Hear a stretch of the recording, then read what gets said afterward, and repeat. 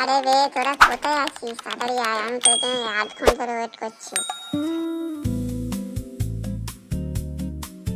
8 ঘন্টা? তুই তো 5 মিনিট আগেই এসেছিস। সময় একটু বাড়িয়ে বললে তবেই তো মানুষ বেশি গুরুত্ব দেবে। ওকে যে একটা ঘড়ি উপহার দে।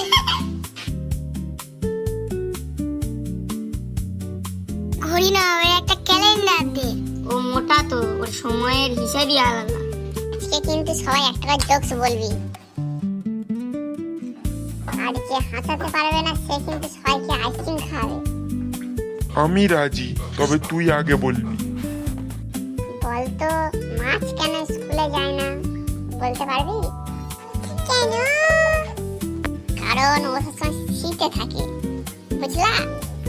আরে মোটা, এটা সিন ছিল না জোকস ছিল? এটা তো ক্লাসের হোমওয়ার্কের মতো। আমার হাসি পাল্টে গেছে। ঠিক আছে ভাই, এবার অন্য বলো।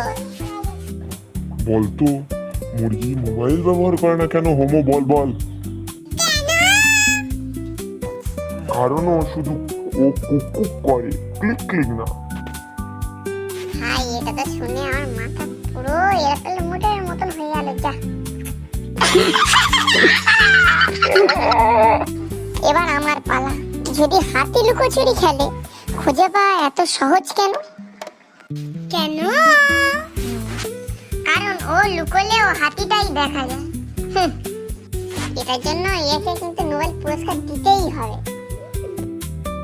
আরে নোবেল না, নুডলস পুরস্কার। স্যার, আমার জোকস কেন পরীক্ষা হলে বই কেন কাটছিল?